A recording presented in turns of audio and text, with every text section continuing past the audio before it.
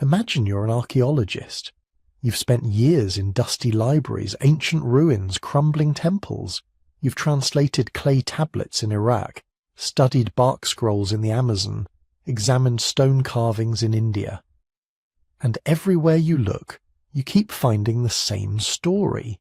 A great flood, waters rising, humanity nearly wiped out, a few survivors who rebuild everything from scratch. At first, you think it's just coincidence. Similar stories happen, right? People live near water, floods happen, they remember the bad ones, but then you find it again and again. The Sumerians have it, the Babylonians, the Hebrews, the Greeks, the Hindus, the Chinese, the Aztecs, the Mayans, the Incas, indigenous tribes in Australia, island cultures in the Pacific, Native Americans from the Arctic to Patagonia. Over 200 distinct flood myths from cultures that never met each other, never traded, never even knew the other existed. That's not coincidence, that's something else entirely.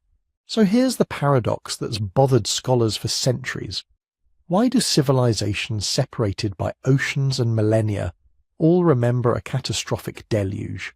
How does a Bronze Age city-state in Mesopotamia tell essentially the same story as an oral tradition passed down by Aboriginal Australians for 10,000 years? What are the chances that humans on opposite sides of the planet independently invented identical myths about divine punishment, rising waters, and a handful of survivors tasked with repopulating the earth? Either something really happened, something so devastating that it burned itself into the collective memory of every human culture on earth, or there's something else going on. Something about human psychology, about how we process disaster, about why we need stories of destruction and rebirth. Maybe both. Tonight, we're going to explore one of humanity's deepest shared memories. We'll start in ancient Sumer, where the first written flood story was carved into clay almost 5,000 years ago. We'll follow the story through Babylon, through the Bible, across Asia and into the Americas. We'll look at the geological evidence, the theories about catastrophic sea level rises and melting ice sheets. We'll examine how oral traditions can preserve real events for thousands of years, and we'll dive into the psychological reasons why flood myths might resonate so deeply in human consciousness.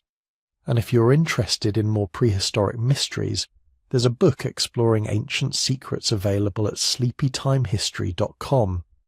Worth checking out if this kind of thing keeps you up at night, or in this case, helps you drift off. But this isn't about proving any single flood account is true or false. It's about understanding why this story, this specific narrative of water and destruction and survival, appears everywhere humans have ever told stories. Because whether it's literal history, cultural memory, or something written into our DNA, the Great Flood paradox reveals something profound about who we are and what we remember. So let's go back to where the written record begins, to the cities of ancient Mesopotamia, where the flood story first appeared in human writing. The tablets were found in pieces, fragments really. Broken clay scattered across the ruins of ancient Eridu, the oldest city in Sumer, maybe the oldest city anywhere. Archaeologists in the early 20th century dug them up from layers of earth that hadn't been disturbed for almost 4,000 years. The cuneiform writing was archaic, difficult to translate. But when scholars finally pieced together what remained of the text, they realized they were holding something extraordinary, the oldest written flood story in human history. They called it the Eridu Genesis, composed sometime around 2300 BCE, maybe earlier, and it tells the story of a man named Ziusudra, a pious king who receives a divine warning. The gods have decided to destroy humanity with a catastrophic flood, but one deity, Enki, the god of wisdom and water, takes pity on Ziusudra. He whispers instructions through the walls of the king's reed house. Build a boat, make it massive, seal it with pitch, load it with animals and seeds. The storm is coming. Sound familiar? It should, because this is the template, the original. Every flood story that comes after, from Gilgamesh to Noah to Manu in Hindu tradition, they all carry echoes of this Sumerian account. But here's what makes the Eridu Genesis so fascinating. It's not just a story about survival, it's a story about cosmic order, about the relationship between gods and humans, about the terrifying unpredictability of water in a place where water meant everything. Ancient Sumer was built on contradiction. The land between the Tigris and Euphrates rivers, what we now call southern Iraq, was possibly the most fertile place on Earth.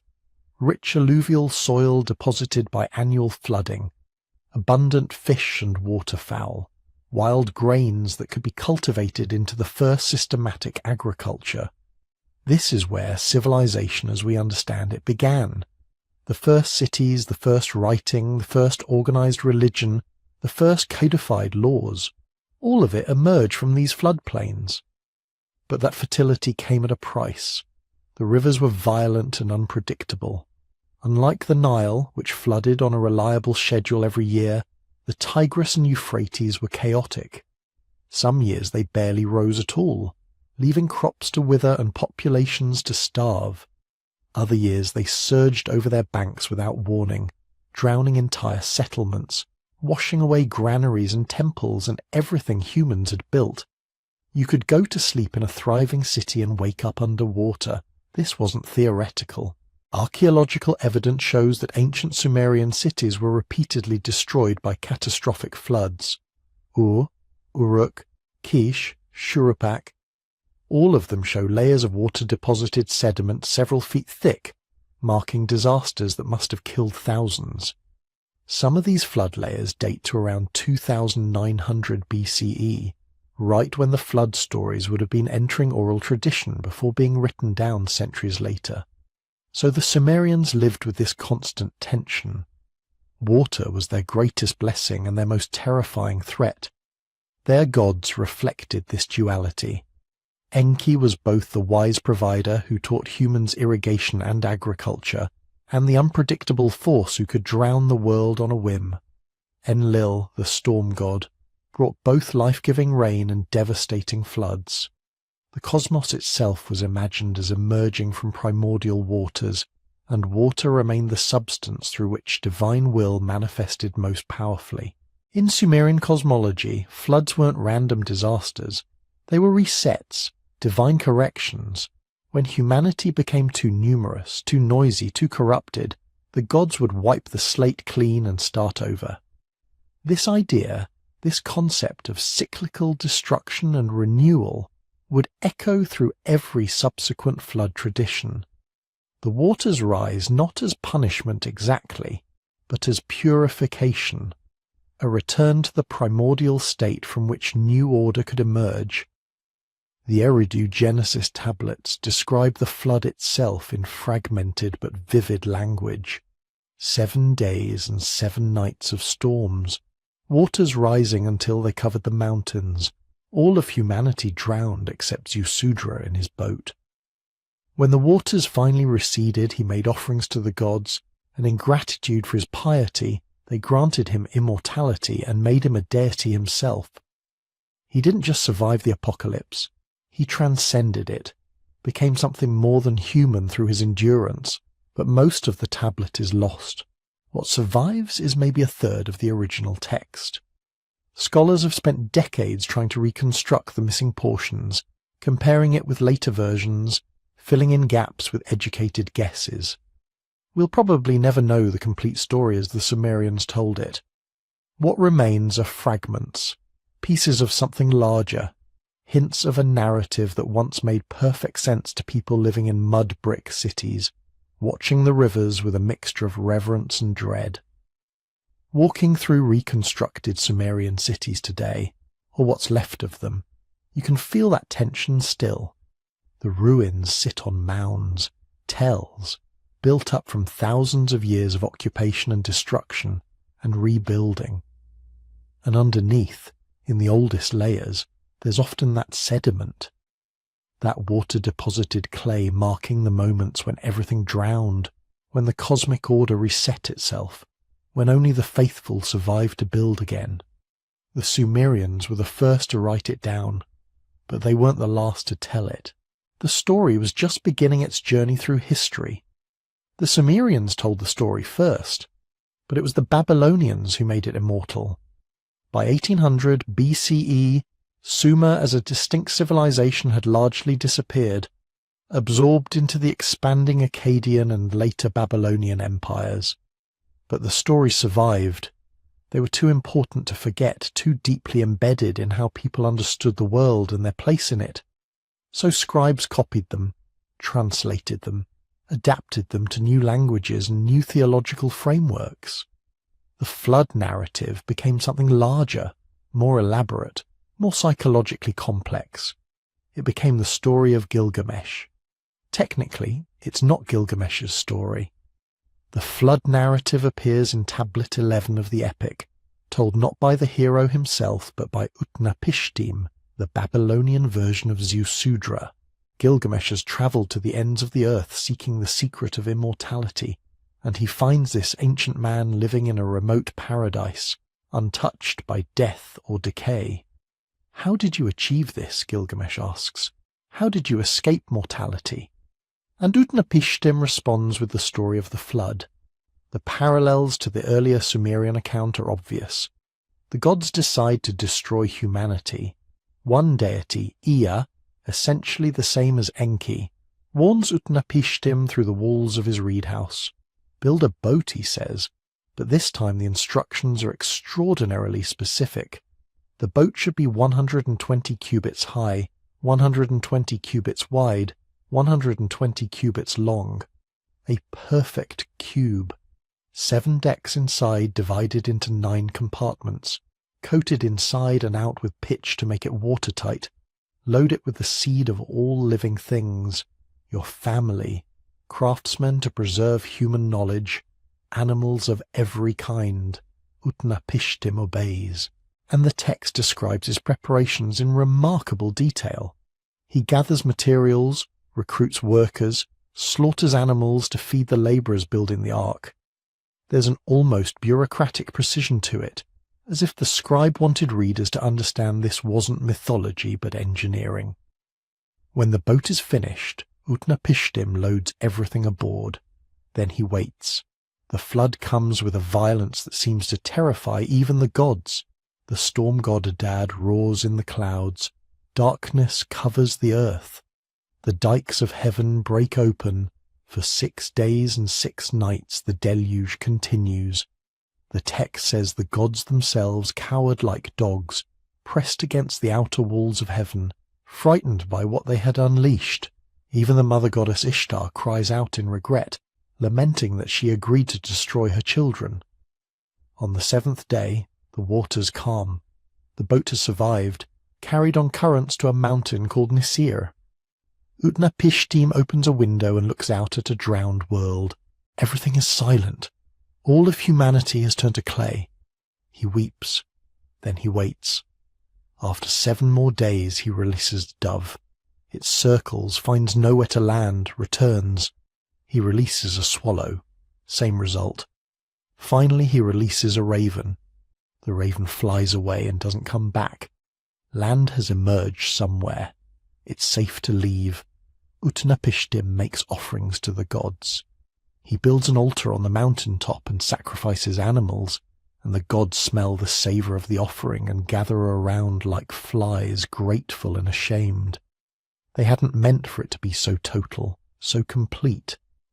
The goddess Ishtar vows that she'll remember this day forever, holding up her necklace of lapis lazuli as a reminder, the same way a rainbow would later serve in the biblical account. Then Enlil arrives, furious that anyone survived. He had wanted complete extinction. But Ea defends Utnapishtim, arguing that instead of total destruction, the gods should use more measured punishments in the future, send wild animals or disease or famine, but not universal annihilation.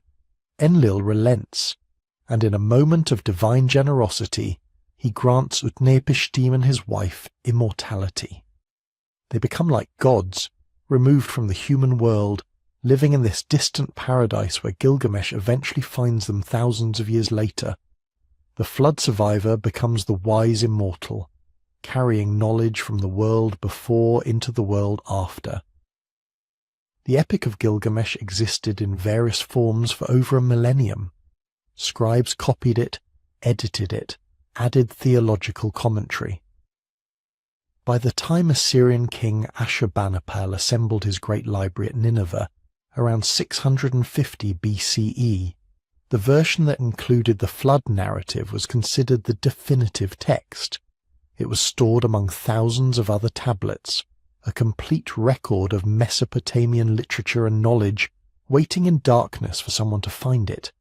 That someone was George Smith, an English banknote engraver with no formal archaeological training but an obsessive fascination with cuneiform. He taught himself to read the ancient script by studying fragments in the British Museum, became so proficient that he was hired to help catalogue and translate the museum's growing collection of Mesopotamian tablets. In 1872, while examining pieces that had been excavated from Nineveh decades earlier, Smith found something that made his hands shake. Tablet 11 of the Gilgamesh epic, the flood story. And it was older than Genesis. Victorian England was not prepared for this revelation. Biblical literalism was still the dominant framework for understanding ancient history. Genesis was supposed to be the original divinely inspired account of human origins and early disasters.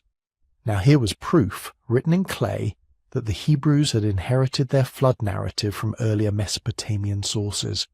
The theological implications were staggering. Smith's translation caused such a sensation that the London Daily Telegraph actually funded an expedition to Iraq to search for more tablets, more pieces of the story. The story kept getting older.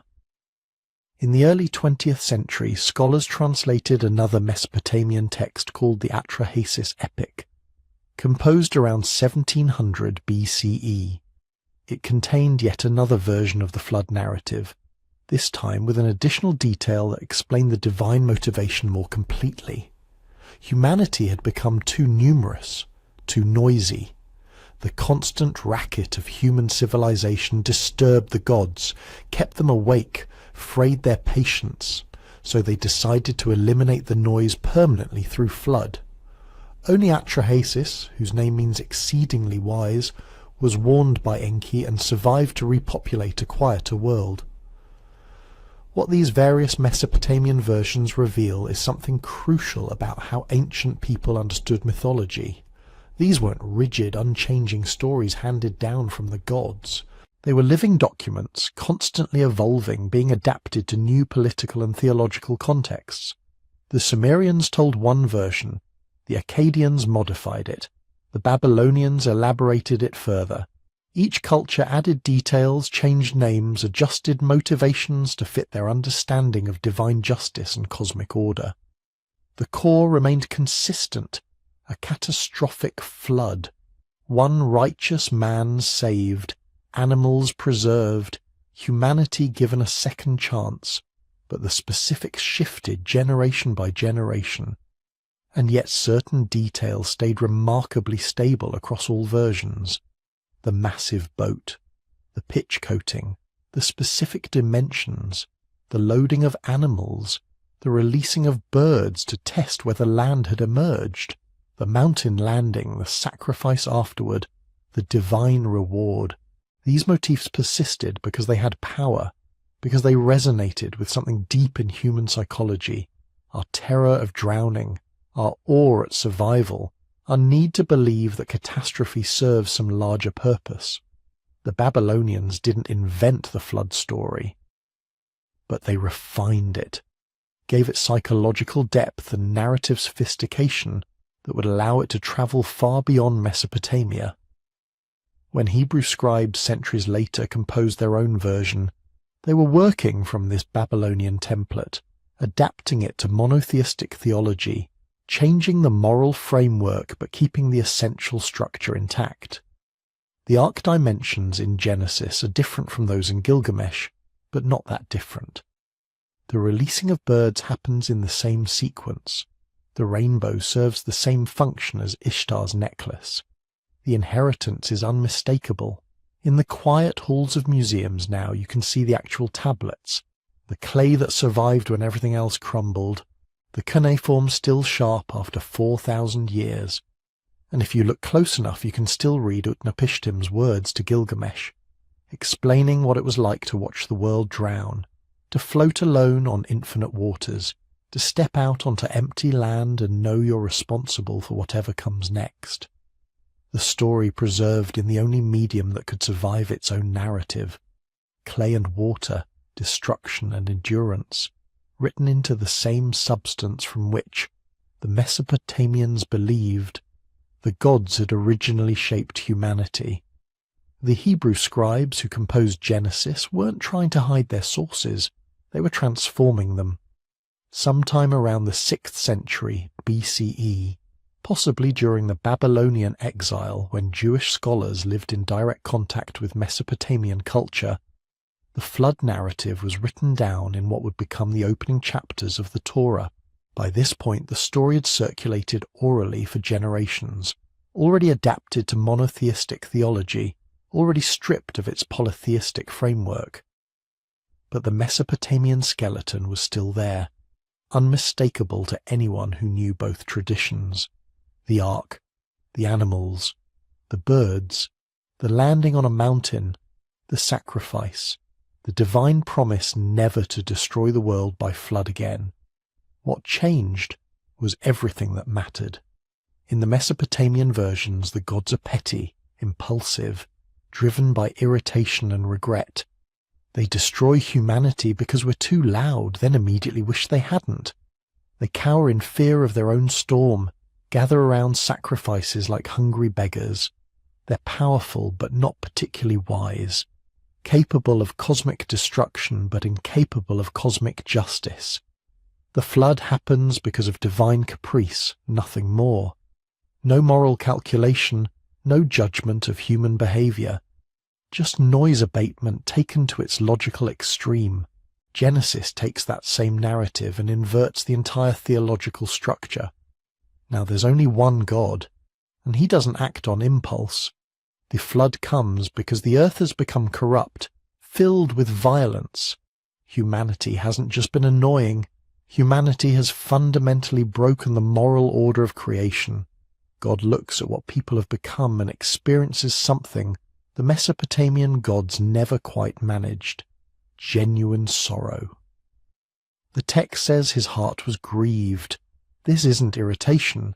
This is profound disappointment at a failed experiment, the kind of sadness that comes from watching something you created with love turn monstrous. Noah survives not because a mischievous deity decided to save him on a whim, but because he's righteous. The text is explicit about this.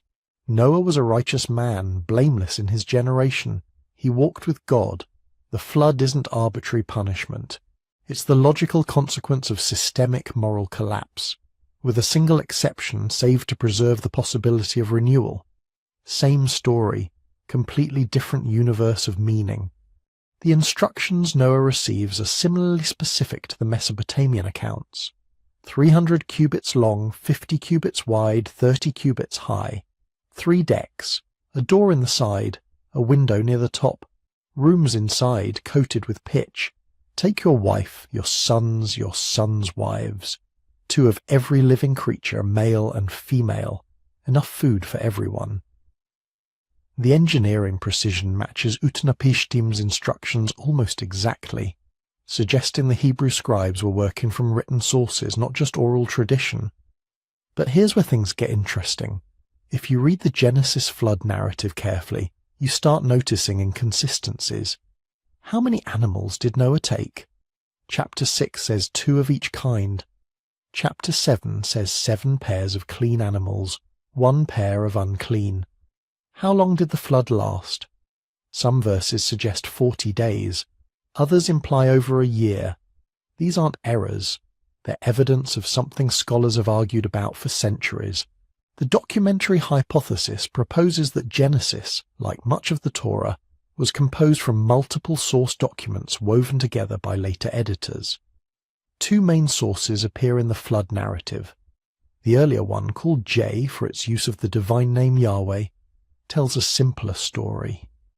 40 days of rain, 7 pairs of clean animals, a relatively brief catastrophe. The later source, called P for its priestly concerns and formal style, describes a cosmic undoing of creation itself. The fountains of the deep burst open, the windows of heaven opened. Water returns the world to the primordial chaos that existed before God separated the waters in the first chapter of Genesis. This version lasts over a year. It's not just a storm, it's decreation, the world being unmade completely before being carefully reconstructed. Both versions were considered too important to discard, so the final editors interwove them, creating a flood narrative with 2 slightly different timelines and animal counts running in parallel. Modern readers see contradiction. Ancient readers would have recognized completeness. 2 witnesses to the same event, 2 ways of understanding what it meant. The J source emphasizes divine-human relationship, God's personal grief and relief. The P source emphasizes cosmic order, the careful structure of creation being dissolved and then methodically restored. Together they create a flood story with theological depth that the Mesopotamian versions never quite achieved. The bird sequence preserves the Babylonian order exactly. First a raven, which flies back and forth, then a dove, which returns because it finds nowhere to land, then the dove again, and this time it comes back with an olive leaf, then the dove a third time, and it doesn't return. The waters have receded. Life has returned to the earth. Noah and his family can emerge onto dry ground and begin again. What happens next separates Genesis definitively from its sources. God makes a covenant, not just with Noah, not just with humanity, but with every living creature. Never again will a flood destroy all life. The rainbow becomes the sign of this promise, God's reminder to himself of his commitment to preserve creation despite humanity's persistent corruption. It's the same function as Ishtar's lapis necklace, but transformed into something universal and eternal, a covenant that applies to all future generations, all future species, regardless of their behavior. This story became the flood narrative for Western civilization, not because it was first, but because it was adopted by 3 related religious traditions that would eventually dominate much of the world. Judaism, Christianity, and Islam all trace their lineage back to Abraham, and all 3 preserve the flood story as foundational to understanding divine justice and human fallibility. The Islamic tradition maintains the core narrative but adds specific details that distinguish it from the biblical account. In the Quran, Nuh preaches to his people for 950 years before the flood, warning them repeatedly to abandon their idolatry. They mock him. They refuse to listen. One of his sons refuses to board the ark, trusting that he can survive by climbing a mountain. He drowns. Nuh calls out to God, asking why his son wasn't saved, and God responds that the son wasn't truly part of his family, because righteousness, not blood, determines kinship. It's a theological refinement that emphasizes individual moral choice over inherited blessing. All 3 Abrahamic traditions agree on the essential point. The flood happened. One family survived. Humanity received a second chance. How we use that chance remains an open question, answered differently by each generation, each culture, each person who hears the story and wonders what they would have done, watching the waters rise, listening for the dove that might not return. But if the Mesopotamian and biblical stories were the only ones, the flood paradox wouldn't really be a paradox. It would just be cultural diffusion. A powerful myth born in one fertile river valley, carried along trade routes, translated and transformed as it spread. The problem is Asia, because thousands of miles away, in landscapes most Mesopotamians never even imagined. Other peoples were telling their own stories of a world-drowning flood, stories with no obvious path of transmission, stories that rhyme with the ones from the Tigris and Euphrates, but don't quite match, like independent witnesses describing the same crime scene from different angles. One of the most famous comes from China.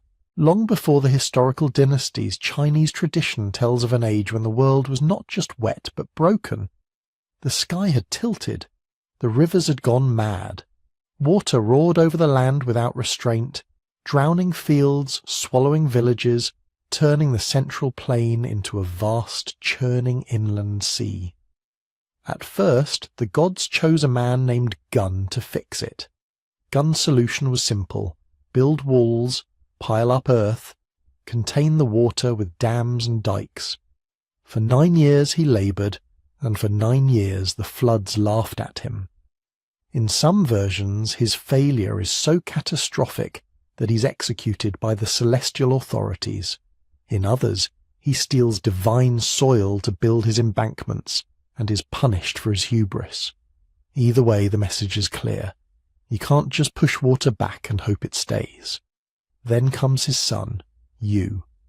Yu takes a different approach. Instead of blocking the flood, he studies it. He walks the drowned land, tracing the tangled paths of rivers and tributaries. He listens to elders, observes currents, measures depths. He realizes the problem isn't too much water, it's nowhere for the water to go. So Yu doesn't build a big wall, he carves channels, he cuts new riverbeds, dredges old ones, opens pathways from mountain valleys to lowland plains and finally to the sea. He works so tirelessly that, according to legend, he passes by his own house 3 times in 13 years and never steps inside. His wife gives birth. His child grows up.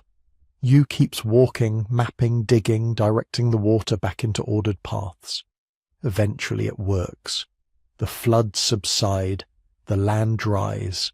Agriculture becomes reliable. Human life can settle instead of scatter.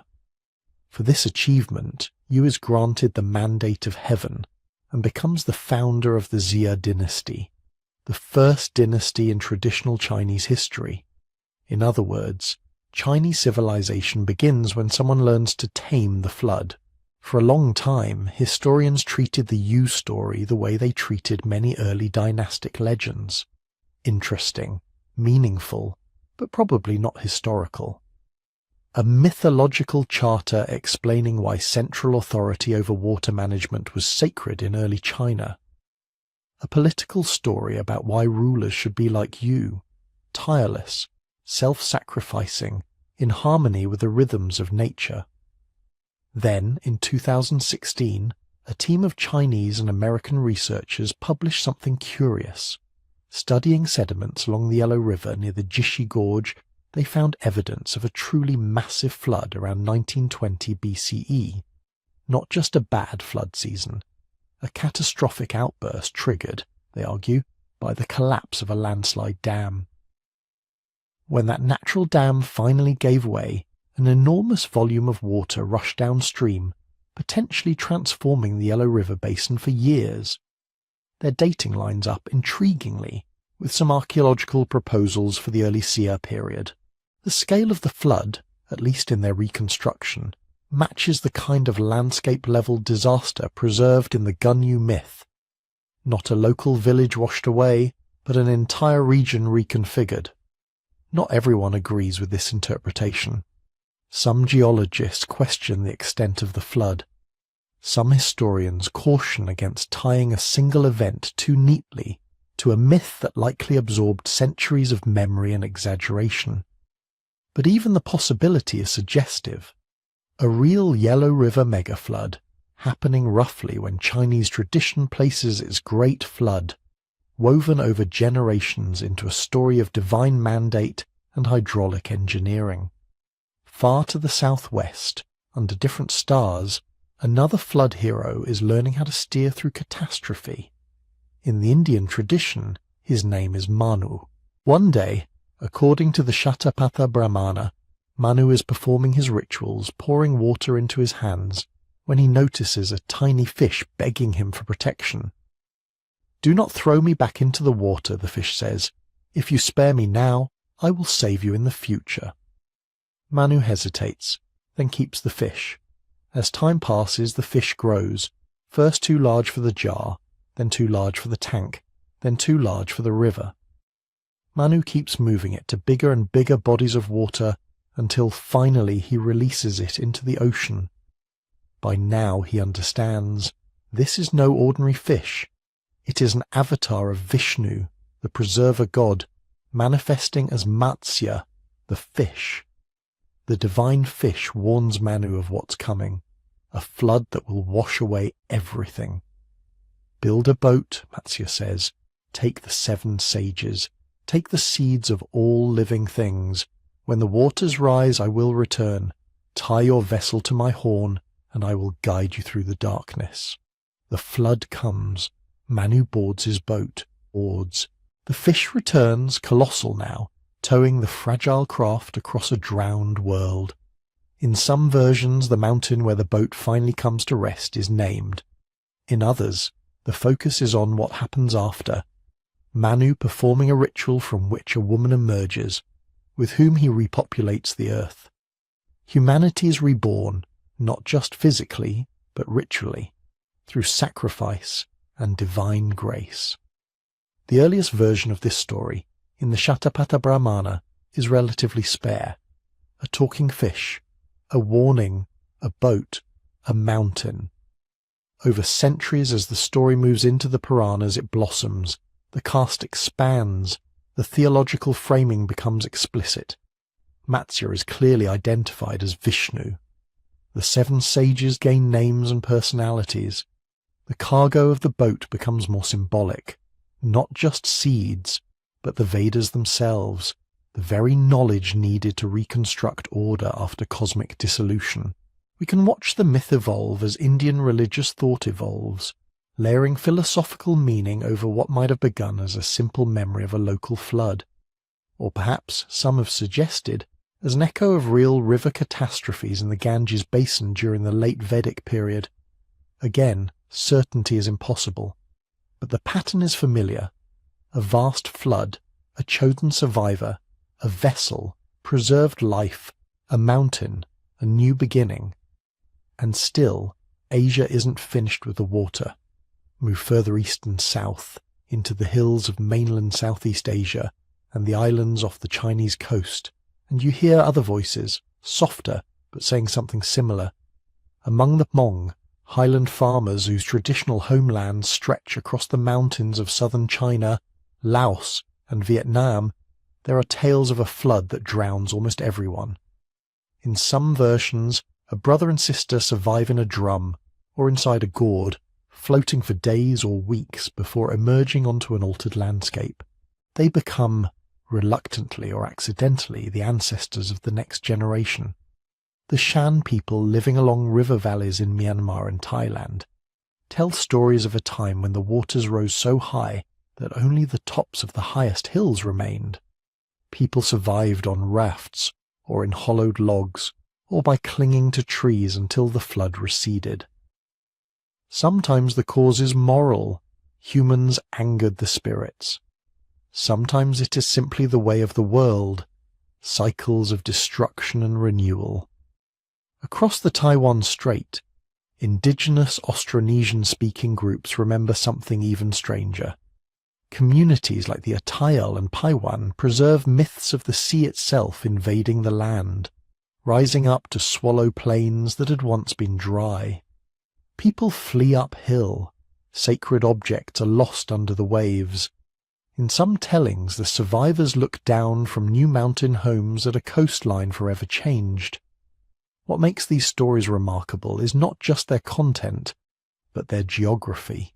Many of these groups are not seafaring empires recording the experience of sailors, but farmers and hill people, often landlocked for most of their remembered history, still telling stories about oceans marching inland, about shorelines moving, about land that used to be there and isn't anymore.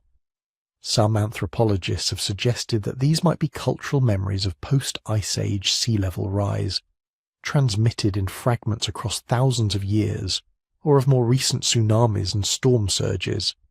Others see them as archetypal stories born from life lived in monsoon climates, where water can transform a landscape overnight. The truth may be a braid of both, particular disasters anchoring a general sense that the world is never as solid as it looks. What they are not, as far as we can tell, are borrowings from Mesopotamian or biblical traditions. The timeline doesn't really work. The details don't line up neatly. The theological frameworks are different.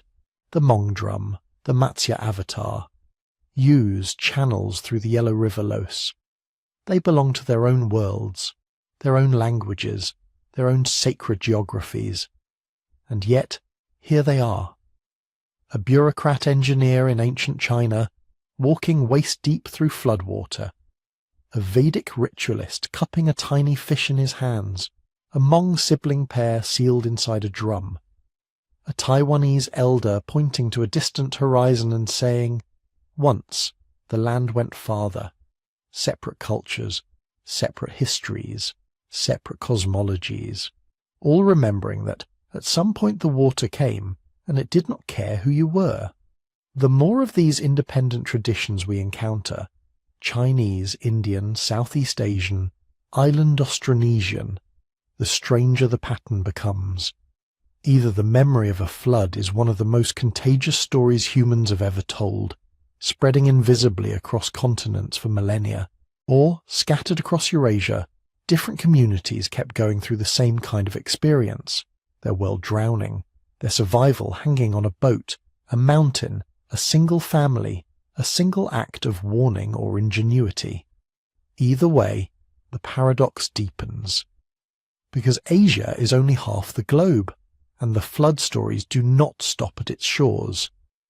Now we cross another ocean, because if the flood were only an old world memory, Mesopotamia, the Bible, India, China, the Hmong, the islanders of Taiwan, you could still try to save the simple explanation. Trade routes, missionaries, Silk Road storytellers passing tales along with spices and silk and disease. The Americas make that explanation much harder. For tens of thousands of years, the peoples of North and South America developed in isolation from Eurasia and Africa. Different crops, different animals, different writing systems, different gods. When Europeans finally arrived, they were stunned by the sheer otherness of American civilizations, and yet, almost as soon as they began listening, they started hearing something strangely familiar. In central Mexico, the Aztecs had a way of understanding time that makes everything feel precarious. They didn't imagine one single creation followed by history. They imagined a sequence of worlds called suns. Each sun was an age of the cosmos, with its own rules, its own inhabitants, and its own ending. According to the version recorded after the conquest, there had been 4 suns before the present one, 4 worlds, each destroyed in a different way, one by jaguars, one by wind, one by fire, and one called a Tonatiuh by water. In this watery sun, the story goes, the sky darkened, the rain did not just fall but devour. It poured without end. The earth drowned. Humans were not just killed, they were transformed into fish, into sea creatures, into beings that belonged to the new flooded world. It wasn't simply a bad storm, it was a complete reset, a cosmic rage washed away, making room for the next. The Maya, in the forests to the south and east, preserved their own vision of failed worlds in a text we now call the Popol Vuh. In it, the gods attempt to make humans who can remember and praise them. Their first efforts go wrong. Mud people collapse. Wooden people can walk and talk, but they have no hearts, no gratitude. The gods get angry. They send a great flood, not just of water, but of resins and strange substances to wipe the wooden people away. Animals attack them. Their grinding stones and cooking pots turn on them. The world itself rebels. The flood here is not just punishment, it's quality control. A failed version of humanity is cleared off the stage so that a better one, made from maize dough, can appear.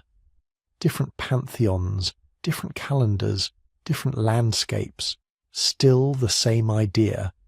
Entire ages ending in water, and life beginning again on the other side. Follow the spine of the Americas south, into the Andes, and you meet another figure watching the waters rise. In the Inca tradition, there is a creator god named Viracocha. Long before the historical empire, in the age when the world was still being arranged, Viracocha is said to have formed a race of giants. They displeased him, sometimes through disobedience, sometimes simply by existing in a world not yet ready. So he sent a flood. The giants were destroyed. The world was cleansed. Viracocha then reshaped the land and created new humans travelling from lake to lake, valley to valley, bringing culture and order. In some versions he emerges from Lake Titicaca itself, stepping into a landscape still marked by the traces of catastrophe.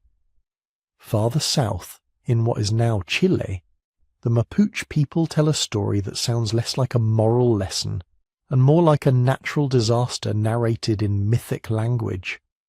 Two powerful serpents, Trentren Vilu and Kai Kai Vilu, go to war. Kai Kai is the lord of the waters.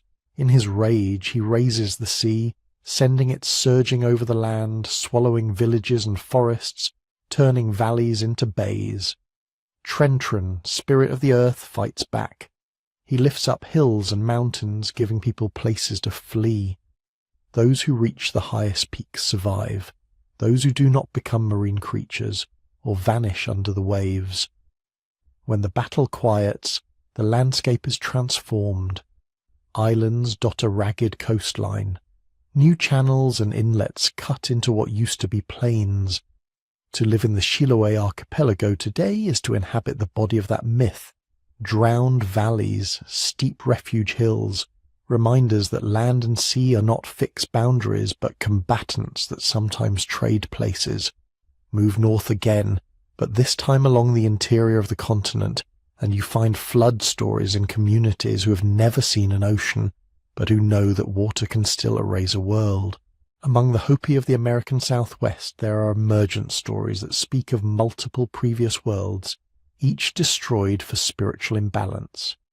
In one, the people are warned that a flood is coming. They climb into hollow reeds, or into an opening provided by the Spider-Woman, and emerge in a new land after the waters recede. The flood is less about meteorology than about morality and transformation. A wet, overwhelming doorway from one age of being to the next. In the Great Lakes region, Ojibwe and other Anishinaabe-speaking peoples tell of a deluge that covers the earth. A cultural hero, often called Nanabojo, survives by clinging to a great raft with various animals. As the waters refuse to subside, they realize they need a bit of earth to remake the world, so they send divers down.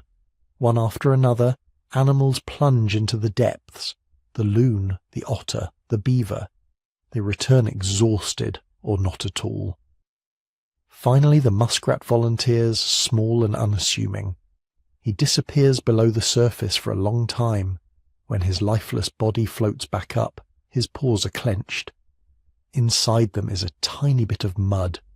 From that scrap of earth placed on the back of a turtle, the new land grows. This is what scholars call an earth diver myth. The flood is total. The old world is gone. Creation begins again from the bottom, literally, with a small, stubborn act of retrieval. Caddoan-speaking peoples farther south, along the plains and river systems of what is now Texas and Oklahoma, preserve similar patterns. A world drowned. A few survivors on a raft or a high place. An animal plunging into the deep to bring up the materials from which this version of the earth will be built. Different names, different animals, different ritual details, the same basic blueprint: destruction, descent, and slow recreation. And then, If you turn away from the Americas and sail out into the blue, the pattern keeps following.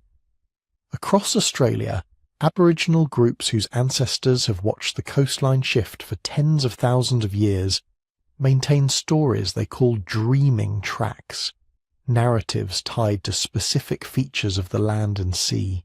In several coastal traditions, elders speak of a time when the shore lay much farther out, when what is now seabed was dry country with campsites and sacred places. Then the waters rose. The sea moved inland, swallowing hunting grounds, covering ancestral paths. People retreated to higher ground. The names of the drowned places are sometimes still recited, like a list of the disappeared. On the islands scattered across the Pacific, from Polynesia to Micronesia, there are legends of lands that sank beneath the waves. In some cases, these are moral tales, a proud or impious people and a god who sends the ocean to claim them. In others, they feel eerily like the memory of real events, low-lying atolls overtopped by storms, volcanic flanks collapsing into the sea, coasts reshaped by tsunamis. There are Polynesian stories of great navigators who know of islands that no longer exist, of reef tops that were once villages, of ancestors forced to sail away when the sea took their homes. In a culture where genealogy and geography are memorized with astonishing precision, a vanished island is not just scenery, it's a wound in the map. When you step back and look at all this together, the similarities are tempting to flatten. Every culture has a flood myth, people sometimes say, as if that were enough. But if you listen closely, they are not the same myth. The Aztec Atonatiu is about cosmic cycles. The Maya flood in the Popol Vuh is about failed prototypes of humanity. Viracocha's deluge is about a creator revising his work. The Mapuche serpents are about the raw violence of earth processes. The Hopi floods usher in new worlds. The Anishinaabe raft and muskrat are about humility and cooperation. The Australian and Polynesian accounts often read like long-term coastal observation, stitched to cosmology. Different causes, different gods, different morals, different imagery. What they share is a skeleton. Overwhelming water, near total loss, a small remnant that survives by ingenuity, warning or grace, and a world made new when the waters finally go down. This brings up an uncomfortable question. Could some of these stories in the Americas and the Pacific have been coloured, or even planted, by contact with Europeans and their Bible? Missionaries certainly tried. They translated Genesis. They preached Noah from the pulpit and the mission school. Some later tellings of Native American stories do show signs of Christian framing, especially when recorded by clergy with a point to prove. But when anthropologists and linguists track the oldest versions they can find, stories told in indigenous languages with native cosmologies and characters, they often discover that the flood is already there, long before contact. The earth diver pattern in North America, for instance, shows up so widely, and with such consistent internal logic, that many scholars see it as a deep, pre-contact narrative layer. The Aztec Five Suns cosmology was recorded in pictorial codices and oral recitations tied to pre-conquest rituals. The Popol Vuh, though written down using Latin letters after the Spanish arrived, clearly preserves older mythic structures from a time when European ships were still unheard of in those forests. In Australia and the Pacific too, flood and sea rise stories abound into dreaming tracks and navigational chants, whose roots likely sink far deeper than a few centuries, so we are left with this. Peoples who had no contact with Mesopotamia, no knowledge of Genesis, no roads or ships linking them to the Yellow River or the Ganges, still telling each other, in the dark around their own fires, that once, long ago, the water rose and the world almost ended. Not in the same way, not for the same reasons, not with the same gods, but enough alike that, when you put them side by side, it feels less like a single story spreading and more like a recurring memory, surfacing again and again wherever humans live close enough to rivers, coasts, and storms to know how fragile dry land can be. At this point, the paradox is hard to ignore. Either water is such an obvious universal danger that humans everywhere independently invented flood cataclysms as their favourite metaphor for crisis, or scattered across the planet generation after generation, communities kept going through floods so large, so terrifying, that they refused to let the memory die. To go any further, though, we have to leave myth for a moment and look at the rocks themselves, the shorelines and sediments, the scars that real water leaves behind when it tears through a landscape. The first place many researchers look is a quiet inland sea that isn't, strictly speaking, a sea at all, the Black Sea. In the late 1990s, two oceanographers, William Ryan and Walter Pittman, proposed a story that sounded suspiciously like a scientific version of a deluge myth. Around 5600 BCE, they argued, the world's Ice Age hangover was still playing out. Glaciers had melted. The Mediterranean was swollen, its surface higher than it had been for tens of thousands of years. To the north, beyond the narrow throat of the Bosporus, lay a large freshwater lake sitting in a deep basin, the ancestral Black Sea. Its surface, they suggested, was far lower than the Mediterranean's. For a while, a natural dam of rock and sediment kept the two apart. Then, one day, or over a few days, depending on how you imagine it, that dam failed. Salt water from the Mediterranean began to pour through the Bosporus into the Black Sea basin, roaring over the lip like a waterfall hundreds of times more powerful than Niagara, chewing away the channel, deepening it, widening it, accelerating the flow. The lake rose, drowning its shores. Rivers that had once flowed gently into it suddenly found their lower valleys filling from the wrong direction. Farmland vanished. Villages that had been safely inland were turned, in geological terms, into shallow seabed almost overnight. Ryan and Pittman called this event a Noah's flood. It was a deliberate provocation. They suggested that farming communities along that drowned shoreline might have fled in all directions, carrying with them a memory of a time when the sea had risen with impossible speed and eaten their world. It's an evocative picture. People waking to the distant roar of water, watching their fields become bays, their roads become channels, their sacred sites vanish beneath an alien salty tide. But geology is a slow, sceptical listener. As more cores were drilled and more sediment layers examined, other scientists began to push back. Yes, they agreed, the Black Sea did flood. Yes, it shifted from fresher to more marine water. Yes, the Bosporus opened. But the timing, the rate, and the violence of the event are still debated. Some studies suggest that the rise was spread out over centuries rather than a single cataclysmic year, more like a staircase than a cliff. The waterfall may have been powerful, but perhaps not apocalyptic. The shoreline would still have crept steadily inland. Fields would still have been lost, villages abandoned. But the drama might have been less like a sudden scream and more like a slow, relentless pressure. Season after season, generation after generation. Other researchers argue that the Black Sea might already have been partly salty before the supposed deluge, complicating the simple before and after picture. The neat story of a tranquil lake becoming a raging sea in a single moment of failure dissolves into something messier, more gradual, harder to tie to any one myth. Still, the basic point remains. This was not a stable world. The boundary between land and water in the early Holocene, the period after the last Ice Age, was breathing in and out, erasing coastlines that had stood for millennia. And the Black Sea was not alone. Between about 15,000 and 7,000 years ago, as the great continental ice sheets retreated, global sea level rose by more than 100 meters.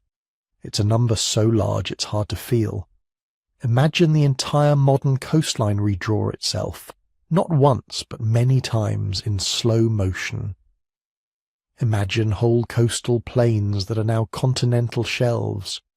Imagine river valleys turned into estuaries, estuaries into bays, bays into open sea. To people living then, long before satellites or maps, it would not have looked like a single global event. It would have looked intensely local. The familiar fishing grounds are a little farther offshore each generation. The low-lying campsite where your grandparents once gathered clams is now a shallow reef. The sacred hill that once stood proudly above the plain is now an island ringed with waves. We can name some of these vanished lands. To the north of Europe, between what is now Britain and mainland Europe, there used to be a broad, fertile lowland with rivers, marshes and forests. Archaeologists call it Doggerland. For thousands of years, people hunted there, fished its rivers, and moved between what we now think of as separate islands and continents, without ever seeing open sea. As the ice melted, the North Sea poured in. Bit by bit, Doggerland shrank, becoming a patchwork of wetlands and lakes, then a scattering of islands, and finally just a memory written in sand and submerged peat. Today, trawlers still drag up bones of mammoths and elk, stone tools, even traces of ancient forests from its drowned floor. To live on its last remaining ridges must have felt like living on the roof of a house, as the water rises room by room. On the far side of Eurasia, in what we now call Southeast Asia, another great piece of real estate drowned, Sundaland. When sea levels were low, the shallow seas between present-day Thailand, Malaysia, Borneo, Java and Sumatra were dry land. Rivers branched across vast plains. People and animals walked from the Asian mainland deep into what is now an intricate maze of islands. As the seas rose, those plains were gradually consumed. Shorelines pulled inward. Valleys became straits. Hilltops became archipelagos.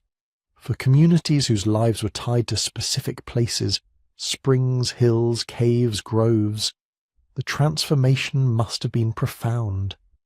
The stories that Australian and Pacific Islander elders tell about land once extending far beyond today's coasts have close cousins here.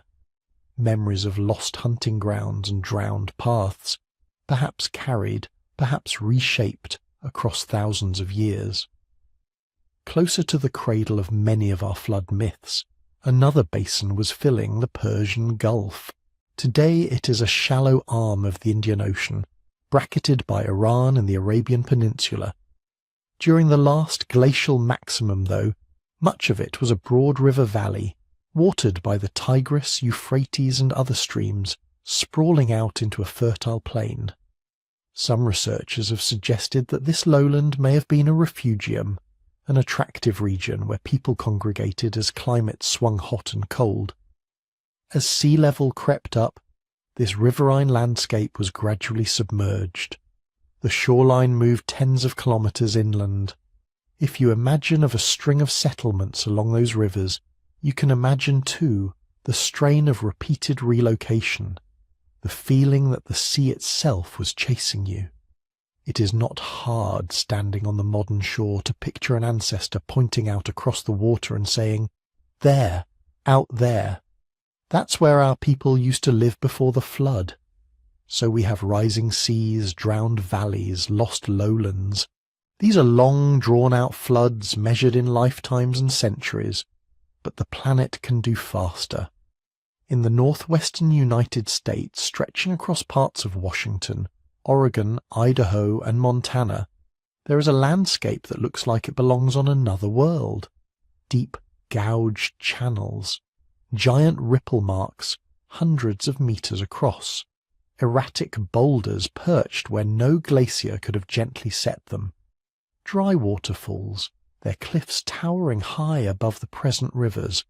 Geologists call this region the Channel Scablands. For a long time, nobody could quite explain their scale. Then, in the early 20th century, a geologist named J. Harlan Bretz proposed something outrageous at the time. This entire landscape had been carved not over millions of years by modest streams, but by massive, short-lived floods of almost unimaginable volume. The source, we now think, was Glacial Lake Missoula, a body of water held back by an ice dam in what is now Montana. When that dam failed, possibly many times, billions of tons of water were released in a matter of days. Walls of water hundreds of feet high thundered across the land at freeway speeds, stripping soil and rock, plucking boulders from their beds, reshaping valleys like soft clay. To anyone living nearby, this would not have been a slow encroachment. It would have been annihilation. Everything familiar, the hills, the river courses, the very shape of the horizon, would have been rewritten in a single deafening event. Then, after the roaring ended and the water finally settled into new channels, survivors would have stepped out into a world that looked wrong, as if some god had picked up the land and crumpled it. Events like the Missoula floods are rare, but they are real. They leave signatures that any passing geologist can read. Oversized ripples, scoured bedrock, giant bars of gravel that no ordinary river could carry. They prove that the Earth is capable of regional catastrophes on a scale that makes the biggest storm you've ever seen sound tame. Put all of this together, and a picture begins to form. Not of one neat, synchronized global flood that raised water over the highest mountains. There is no convincing geological trace of such a thing in the time frame of human existence. The rocks do not support the idea of a single, worldwide deluge wiping the slate clean in one moment of anger or mercy.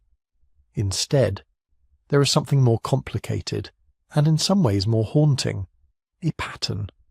A world slowly warming after the last ice age, ice sheets collapsing, seas rising more than 100 meters, lowlands drowning, coasts marching inland lakes overtopping their basins, ice dams failing without warning, regional floods, some slow, some unbelievably fast, transforming landscapes and uprooting communities.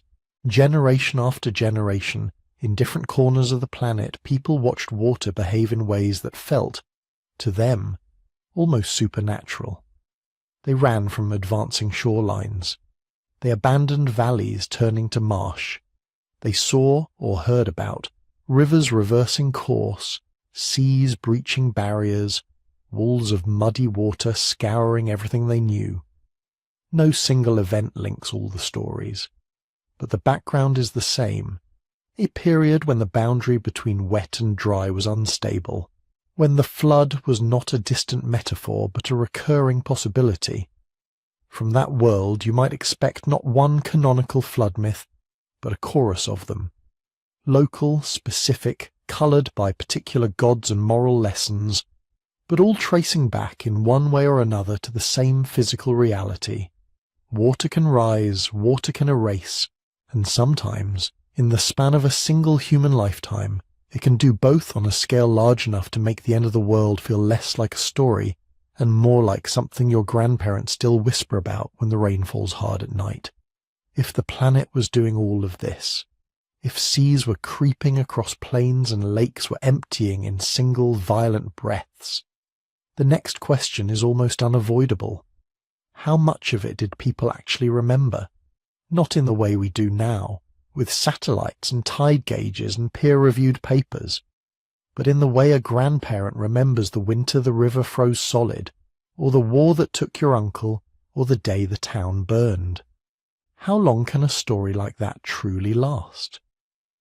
For a long time, the quiet assumption in many academic circles was, not very. Oral traditions were treated as soft, blurry things, interesting as folklore, unreliable as history. A few hundred years, perhaps. Beyond that, it was thought the details would decay, shifting and smearing like wet ink. And then, in places far from Mesopotamia and the Mediterranean, something awkward began to emerge. Along the coasts of Australia, Aboriginal elders have long told stories about a different shoreline, about bays that used to be forests, about islands that were once hills on a continuous stretch of land, about places under the waves where people lived, hunted, held ceremonies. For generations, these were treated by outsiders as poetic exaggerations, as myth in the narrow dismissive sense. Then geologists and linguists started to pay closer attention. When you line those stories up with reconstructions of post-Ice Age sea level rise, something strange happens. The drowned landscapes described in the narratives often match the actual reconstructed coastlines from 7, 8, even 9,000 years ago. In some cases, the path of a spirit who crossed from that headland to that far hill follows almost exactly the ridge of a submerged land bridge that vanished when the ocean rose. Patrick Nunn, a geologist who has spent years working with indigenous communities in Australia and the Pacific, calls this kind of work geomythology, the attempt to extract geological events from mythic narratives and to see how far back cultural memory can really reach.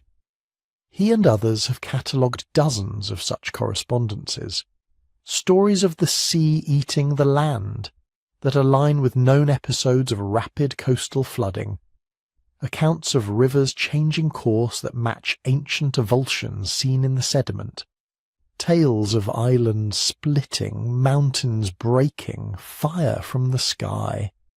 Not every detail lines up neatly. Myths are not lab notebooks. They mix observation with meaning, event with interpretation. But the broad patterns are hard to ignore. In case after case, the narrative core seems to point at real physical events thousands of years in the past. This forces a re-evaluation of what an oral tradition can do. It helps to understand that not all telling stories works the way a late-night anecdote at a party does. Many traditional societies treat important accounts, especially those about origins, disasters, migrations, as sacred technology. They are not just entertainment, they are infrastructure. The mechanics of that infrastructure are surprisingly robust. Rhythm is one of them. A narrative set into a pattern of beats and pauses, or linked to a chant or song, is much harder to forget or casually alter. Like a poem you learned in childhood, it snaps into place or feels wrong immediately. Repetition is another. Foundational stories aren't told once in a while. They're recited at specific times in specific places over and over, sometimes with call and response participation. Corrections are public and immediate. If a line is skipped, someone notices. Then there is context.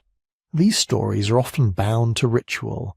You don't just tell the flood story, you tell it at the first big rain, or at initiation, or when you cross a particular river. The landscape itself becomes a set of mnemonic hooks. Each headland, each rock, each bend in the river cues the next part of the narrative, and crucially there are designated keepers. In many indigenous Australian groups, there are elders whose responsibility is to carry specific songlines or dreaming stories. In Polynesia, there were navigators and priests who learned long genealogies and voyage accounts word for word. Among the Vedic tradition in India, sacred texts were preserved orally for centuries with an accuracy that, when finally written down, stunned modern philologists. Training for this role can take decades. It involves not only memorizing the words, but learning the correct pronunciation, cadence, and occasions of use. A story is not something you own. It is something you are entrusted with. This is why the common telephone game analogy doesn't quite fit. In the children's game, the whole point is to introduce error. The whispers are casual, the stakes are zero, the participants change every round, and no one is allowed to correct the transmission. Degradation is baked in.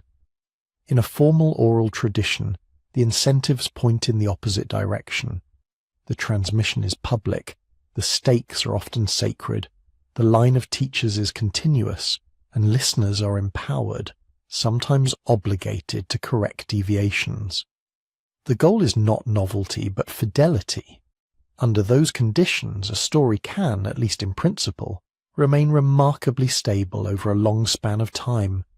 Details still shift, characters merge, moral lessons accumulate, but the skeleton of the event, the existence of a flood, a fire, an upheaval, can endure like a spine under changing flesh. There is another factor that makes some stories especially durable: catastrophe. Trauma does not just leave scars on individuals, it imprints itself on groups. Neurologically, events that involve strong emotion, terror, grief, awe, are encoded more deeply and recalled more vividly. Socially, such events demand explanation. They become reference points. Before the fire, after the fire, before the water came, after it took the old village. A slow, gentle change might pass without comment. A wall of water that takes your relatives, erases your harbour, and redraws your horizon in an afternoon is not easily forgotten. Cultural memory, like personal memory, is biased. It gives pride of place to the shocking, the extraordinary, the barely survivable. Those are the stories that get told most often, with the most intensity, at the most charged moments. Those are the ones that get woven into origin myths, taboos, rituals. Do not build too close to the shore, says the story, because once the sea climbed the hill. Do not sleep when the mountain speaks, says another, because once it blew apart the sky. Volcanoes in particular seem to burn themselves into narrative. In the Pacific Northwest of North America, the Klamath people tell of a great battle between spirits that shattered a high mountain and left a deep round hole. The mountain's fiery heart, they say, fell back into the earth. The story speaks of darkness at noon, of fire falling from the sky, of ash so thick it choked the rivers. Geologists looking at Mount Mazama, the collapsed volcano whose caldera now holds Crater Lake, see an eruption about 7,700 years ago that matches those descriptions eerily well. A massive explosion, pyroclastic flows, ash spread across half a continent. In Japan, in the Mediterranean, in Indonesia, similar pairing appear. Myths of sky-darkening dragons and angry gods that line up, in time and place with known eruptions and earthquakes. Along tsunami-prone coasts, there are stories about waves that walked inland like a wall, about fish found in treetops, about boats left stranded miles from shore. In some indigenous communities around the Indian Ocean and the Pacific, such stories included specific behavioral instructions. If the sea suddenly pulls back, do not gather the exposed shellfish, run uphill. Those who kept and obeyed these memories sometimes survived later tsunamis, that others, less tied to older narratives, did not. None of this proves that any specific flood myth maps neatly onto a single datable event. The match is rarely that tidy. Time compresses. Different disasters blur into each other. Moral and cosmological meanings are layered onto raw descriptions, but it does suggest that when cultures all over the world talk about waters that rose higher than anyone expected, about coasts that vanished, about rivers that turned violent and strange, we should listen with more than a folklorist's curiosity. We may be hearing echoes, distorted, sanctified, poetically framed, of a real, unstable planet, a planet that, in the deep past of our species, repeatedly reminded scattered human groups just how thin the line is between habitable land and hungry sea. And once you admit that memory can stretch that far, and that myth can carry real events for thousands of years, a new set of questions opens up. If flood stories are not just allegories, but archives, what else are they doing? What are these waters in our stories actually washing away? And what are they making room for in the imagination when they recede? The inside of the human mind. Because even if every flood story on Earth began with a real shoreline vanishing, that still wouldn't explain why people chose to remember them the way they did. Why gods get angry. Why the world has to end in water before it can begin again. Why, in culture after culture, the flood is not just disaster, but reset. One of the people who thought hard about this was Carl Jung. Jung believed that beneath our individual memories and personal quirks, there is a deeper layer of the psyche, a shared reservoir of images and patterns he called the collective unconscious. In that reservoir, he argued, live archetypes, not specific characters like Noah or Utnapishtim, but structural ideas that keep recurring, the wise old man, the hero, the trickster, and the flood. For Jung, water itself is one of the most important symbols of the unconscious. It is fluid, formless, depth, without clear boundary. The conscious mind, with its plans and categories and daily routines, is like the thin land we live on at the edge of that ocean. Every so often, in dreams or in crises, the waters rise. Seen this way, a flood myth is not just about too much rain. It is about what happens when the unconscious overwhelms the fragile order of consciousness, when all the old certainties, the houses and fields of the mind, are swept away. In Jungian language, this is a psychic inundation, a breakdown of the existing ego structure, terrifying, but also potentially necessary, because after the flood, something new can be built. Notice how often the stories follow that rhythm. The world becomes corrupt, or rigid, or forgetful of its origins. The gods, or fate, or nature send water. Everything familiar is submerged. One small vessel of survival rides it out. An ark, a raft, a tree, a single person clinging to a floating log. When the waters recede, that survivor steps into a changed world, a new covenant, a new law, a new humanity. It looks psychologically like the pattern of breakdown and renewal that individuals experience during profound life transitions. The old identity drowned, a period of confusion and drift, then gradual emergence into a restructured life. Jung would say, of course, cultures tell this story. It's built into how minds reorganize themselves under pressure. Another thinker who approached flood myths from a different angle was Mircea Eliade, a historian of religions who was fascinated by how traditional societies experience time. Eliade noticed that many myths don't just explain why things are the way they are, they reenact the beginning of the world. He called this pattern the eternal return. By telling or ritually reliving a cosmogonic event, the creation of the cosmos out of chaos, people symbolically return to that original pure time. They renew reality. For Eliade, the flood is often not the end of the world, but a necessary prelude to its recreation. Water, in this reading, is the primordial stuff from which order first emerged. When the gods send a deluge, they are not simply punishing. They are dissolving a worn-out world back into the undifferentiated, washing away accumulated guilt, pollution, stagnation. The ark, or the mountain peak, or the lone survivor floating on a vast sea is like the tiny seed that carries the principle of form through that dissolution. When land reappears, the survivor repeats the acts of the first creation, naming things, sacrificing, planting, making laws. The cosmos is refounded. Ritually, some societies mirror this on a smaller scale.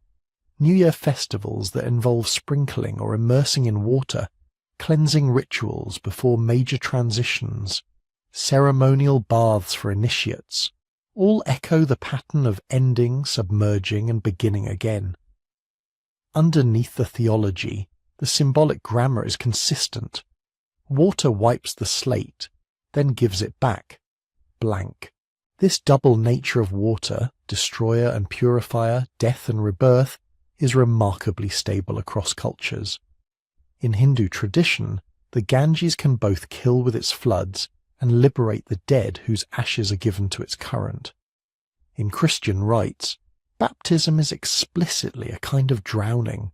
The old self symbolically dies under the water and a new self rises. In Islam, ritual washing before prayer both cleans the body and prepares the soul.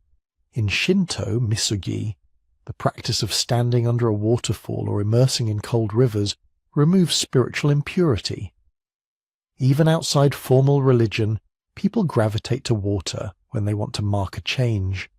Cold plunges after illness, washing hands after funerals.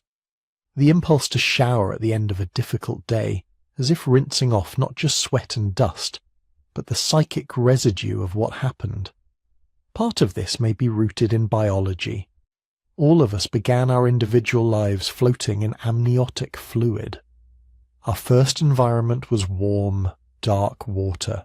Birth itself is, in one sense, a flood, the breaking of waters, the sudden expulsion from a protected sea into the strange dry air. It is not hard to see how, at a deep level, immersion in water could come to symbolize a return to that original, undifferentiated state, followed by a second birth. To go under is to go back, to come up is to come out again new. So the symbolism is rich, and it tends to fall into pairs: purity and danger, womb and grave, forgetting and remembering. Another tradition, structuralism, looks at myths less as expressions of inner feelings and more as ways of thinking with opposites. Claude Lévi-Strauss, the best-known structuralist anthropologist, argued that human minds are drawn to binary contrasts: nature/culture, raw/cooked, wild/domesticated, chaos/order. Myths, he suggested, help mediate these oppositions, find a way to think about the relation between them. In that light, a flood story is almost tailor-made. Water belongs to nature. It is wild, formless, moving. The built environment, houses, fields, cities, belongs to culture. It is fixed, shaped, controlled. When the flood comes, those domains collide. The boundary fails. Nature reclaims culture. But in the process, something interesting happens. The survivor who steps out after the flood often carries a new cultural rule book. Don't eat this animal. Don't mix these behaviors. Build your house this far from the river. Worship in this way. The story, then, doesn't just dramatize chaos. It offers a way to rebuild order with a clearer understanding of its limits. It is a mental technology for living on the edge between a predictable human world and the unpredictable environment that sustains and threatens it. Underneath Jung's archetypes, Eliade's cosmogonies, and Lévi-Strauss's structures, there is a simpler, more concrete observation that many scholars make. Most complex societies formed where water was close. Rivers, deltas, floodplains, coastal estuaries. These are the places where soils are rich, fish are plentiful, transport is easy, and irrigation is possible. Mesopotamia, the Nile, the Indus, the Yellow River, the Mississippi, the Yangtze. Civilizations bloom where water can be tamed just enough, but just enough is a delicate balance. The same river that brings fertile silt in a gentle annual rise can, in a bad year, climb far higher than expected and strip a valley bare. The same monsoon that feeds the crops can linger a little too long and turn fields into inland seas. The same ocean that offers shellfish and trade routes can, under the right conditions, step miles inland in the span of a single terrifying afternoon. You don't need Jung or Eliade to explain why people who live with that reality at their doorstep might fear it, revere it, and organize their stories around it. Floods are one of the few truly universal natural disasters. You might never see a volcanic eruption or a meteor strike. You will almost certainly, over enough generations, see water behave badly. From this angle, flood myths are simply what happen when a species that tells stories lives next to dynamic water long enough. The danger is shared. The basic narrative, a world of land interrupted by sudden hostile sea, is shared. Of course there are parallels, and yet, if we stop there, something feels missing, because the symbolic patterns are not random. The way the stories are built, their obsession with endings and beginnings, with moral judgment and purification, with the lone vessel of survival, keeps circling back to those deeper psychological and cosmological themes. At the same time, the geological and geomythological evidence we looked at earlier suggests that at least some of these narratives are not free-floating allegories. They are anchored, however loosely, to real coastlines that drowned, real river courses that jumped, real waves that rolled over villages. So we're left with a layered picture. On one layer there are events, floods, tsunamis, glacial lakes draining in catastrophic pulses, sea levels rising over centuries. On another there are memories of those events carried in oral traditions and ritual practices. On a third there are universal patterns in how human minds process fear, loss and change. Patterns that lend themselves to certain kinds of stories. The great flood myths of the world sit where those layers overlap. They are not just coded history, nor just dreams. They are history remembered through dreamlike symbols. They take the raw fact of living on an unstable planet and weave it into a larger meditation on guilt and grace, chaos and order, death and renewal. And once you see them that way, the question shifts again. If both the rocks and the stories are telling us that water has erased worlds before, what else might be hiding in that zone where geology, memory and imagination meet? And how far are some people willing to go in explaining that overlap, once the evidence runs out and the speculation begins? One answer is very far. Out beyond the cautious language of peer-reviewed papers, in that misty borderland where geology meets imagination, you start to hear different kinds of voices. Less, on the one hand, on the other, more. What if we've been wrong about everything? This is where the lost civilizations live. If you've watched any popular documentaries or late-night interviews about ancient mysteries, you've probably encountered one of the most influential of these storytellers, Graham Hancock. Hancock's basic proposal is simple enough to be catchy and bold enough to feel dangerous.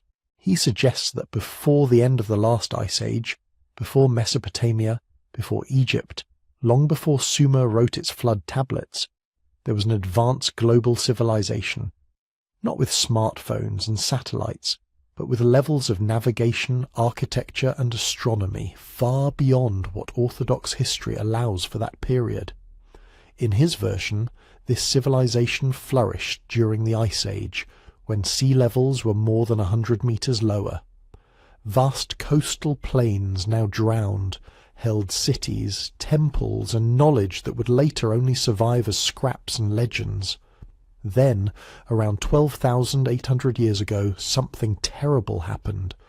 A sudden climate catastrophe, huge floods, global fires, the end of the world seen from the perspective of those people. A few survivors, Hancock suggests, carried fragments of their lost wisdom to scattered places, Göbekli Tepe in Turkey, perhaps the pyramids, perhaps enigmatic ruins in the Americas. And as their descendants struggled to rebuild, they wrapped the memory of the disaster in stories. Stories about gods who drown wicked humanity, about golden ages destroyed in a night, about floods that wipe the slate so something new can begin. Atlantis in this picture is not just Plato's philosophical thought experiment. It's a memory, distorted, mythologized, but anchored in an actual Ice Age culture that died in water. Mainstream archaeologists do not buy this. The reasons are not mysterious or conspiratorial. There is so far no clear archaeological layer that shows a globally advanced civilization before known Neolithic cultures. No corresponding cities under the sea with datable artifacts. No unambiguous inscriptions bridging a pre-10,000 BCE culture to later societies.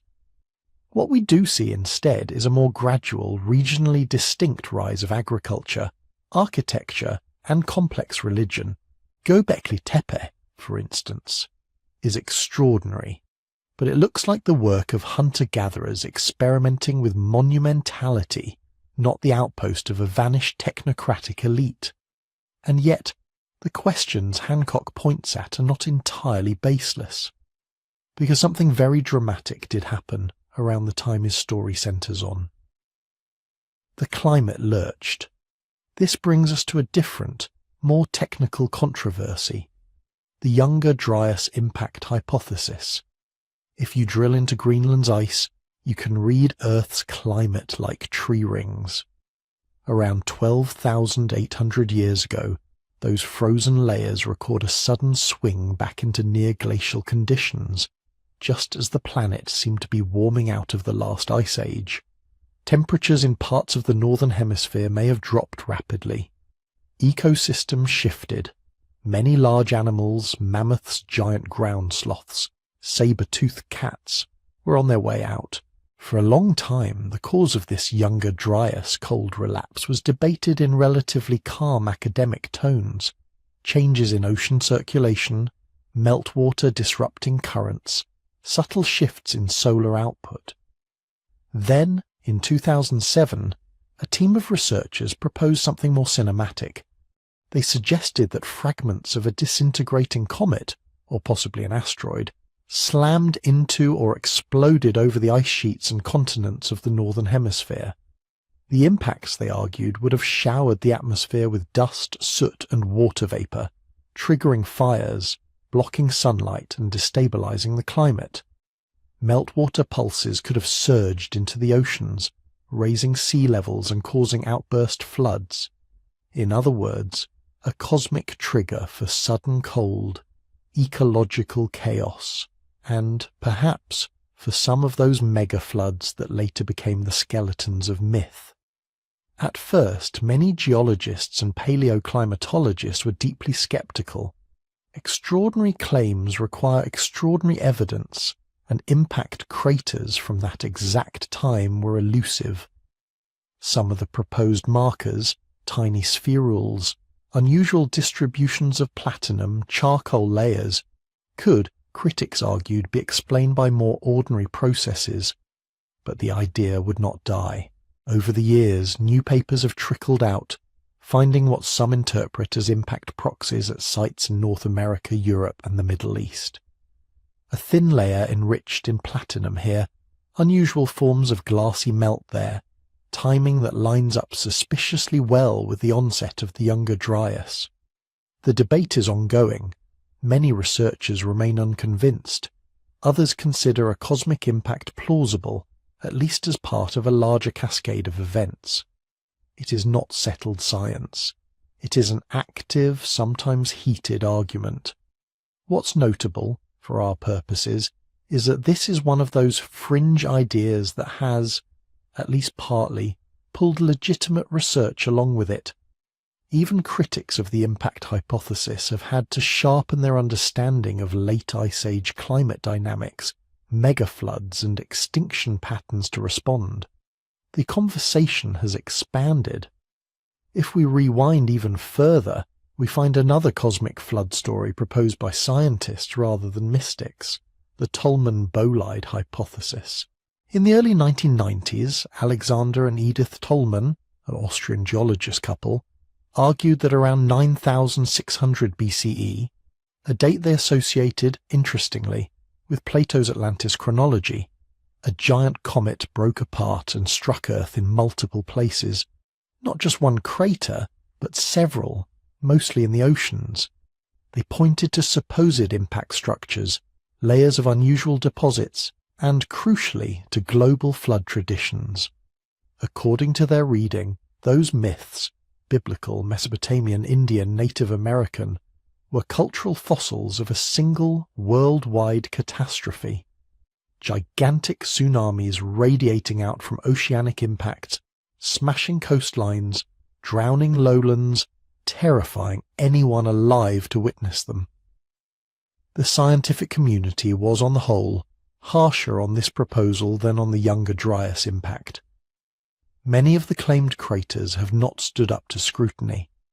The geological evidence is, at best, ambiguous, and the attempt to tie almost every major flood myth on Earth to one specific event at one specific time is exactly the kind of sweeping monocausal explanation that makes historians nervous. Cultures reuse themes. Similar stories can arise from similar local disasters without needing a single master catastrophe behind them, and yet The Tolman's work illustrates something important about how these theories operate.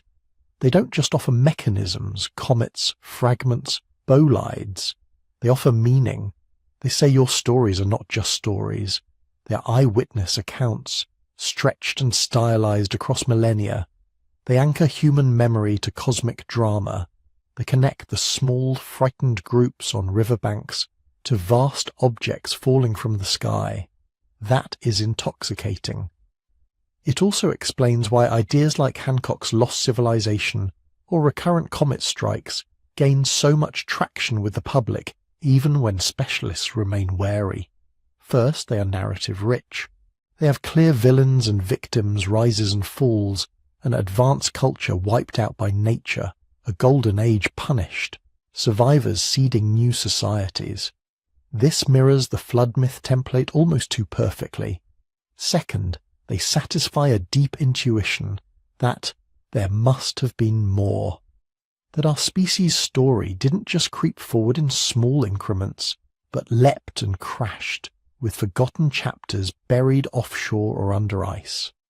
Third, they speak to a modern anxiety. If an earlier global civilization was blindsided by a cosmic rock or an abrupt climate shift, what does that say about us? Our satellites may be better, our computers faster, but we're still living on the same fragile crust under the same sky. From a historian's perspective, there is a balance to be struck here. On one side, open-mindedness. The Earth has, beyond any doubt, been struck by large objects from space before. Massive floods have happened. Sea levels have risen by more than 100 meters since the glacial maximum. Human populations have watched familiar coasts drown and rivers rearrange themselves. To simply declare, in advance, that no large sudden events can shape human history would be as dogmatic as assuming that every myth is literal reportage. On the other side, discipline.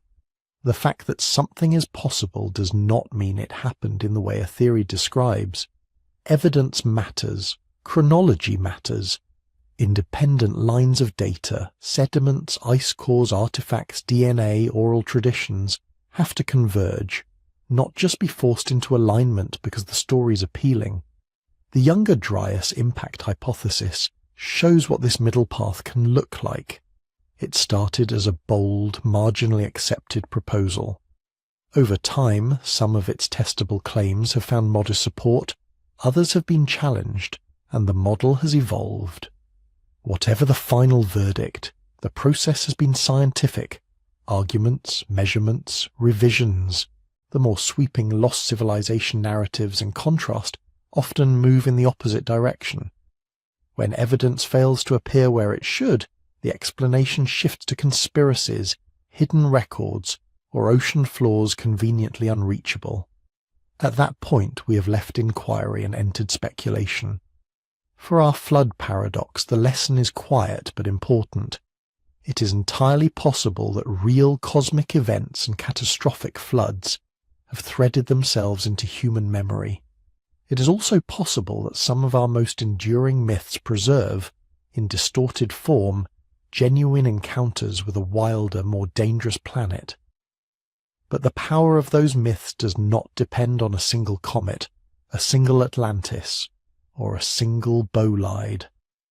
They arise from something broader, the persistent tension between a storytelling animal, a volatile Earth, and a sky that occasionally throws stones. When we blur the line between what we can reasonably infer and what we simply wish were true, we risk losing sight of how remarkable the real story already is.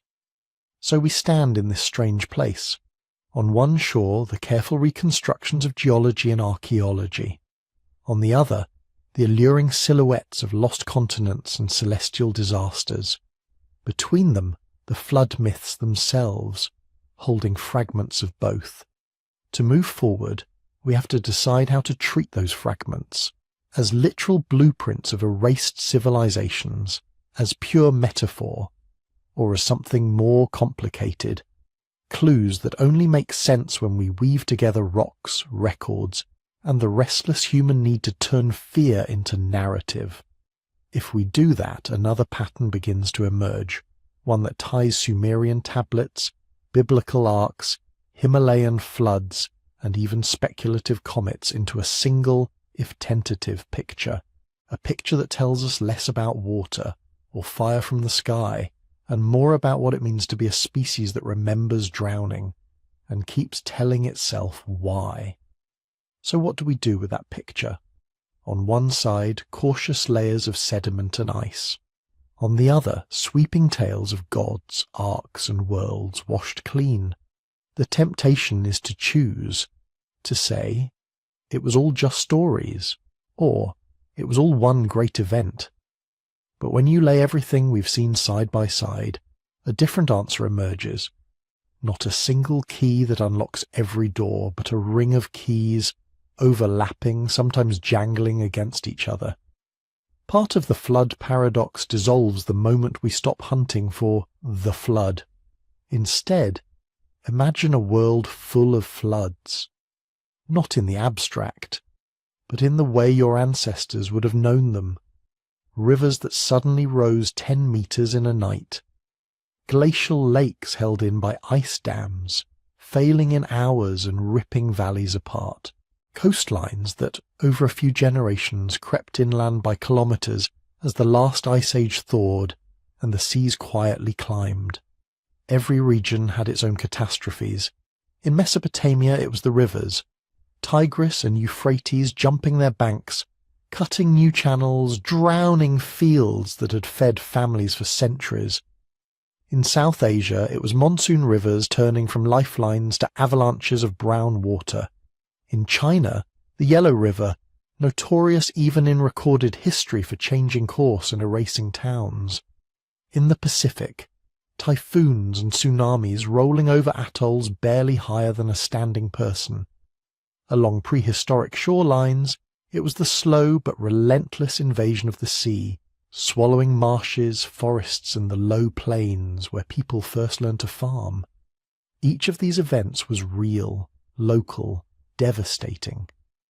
Different cultures remember different disasters. The Black Sea filling, a valley in the Himalayas sealed by a landslide lake that suddenly burst, a tsunami barreling into a Pacific island, a storm surge sweeping across a delta where a new city had just begun to rise. But human minds, scattered across the planet, kept reaching for the same shape to wrap these memories in. Water coming from above and below, the sky opening, the fountains of the deep breaking, the land disappearing, a few survivors, a boat, a raft, a high mountain, a tree. Animals carried, saved, or recreated.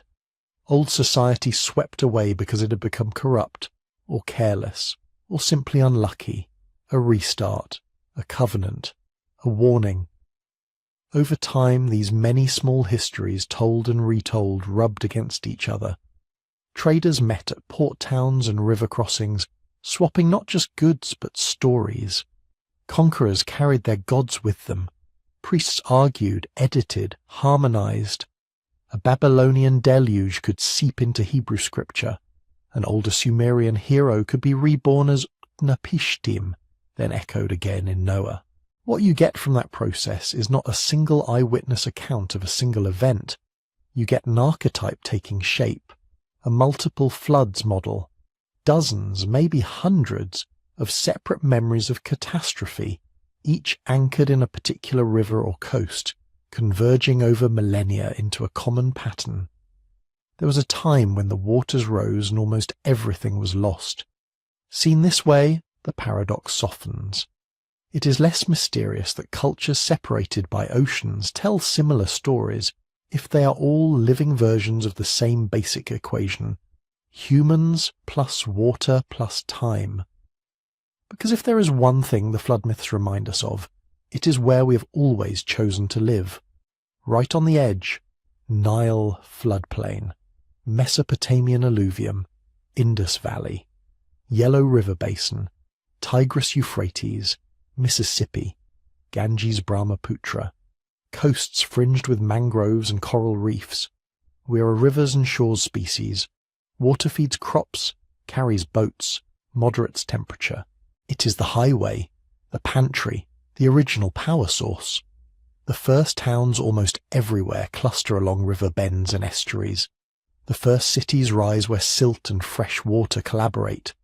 But that bargain comes with a clause. The same river that brings life can rise a little too high.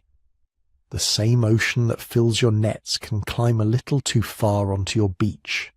The same fertile delta that lets your people multiply can suddenly remind you that it was built by floods in the first place. Flood myths are, in that sense, settlement maps written in story form. They tell us that from the beginning we have lived in zones of risk. We traded security for abundance, and we knew it, even if we couldn't model the probabilities. So we made philosophy out of it. Because there is another layer beneath the geology and the archaeology, the human need to understand why. Why this family survived when the one downstream did not. Why the waters kept rising after everyone had already prayed. Why the old people said the river used to be lower, calmer, more predictable, and now it wasn't. When you don't have hydrological models, you have narrative. Sometimes that narrative is moral. The world drowned because people had become violent, or impious, or unjust. The flood is punishment, a stern reset ordered by gods tired of listening to humanity's noise. Sometimes it is almost random. The gods were fighting, or playing, or bored, a celestial miscommunication. The flood is an accident, and humans are collateral damage clinging to driftwood.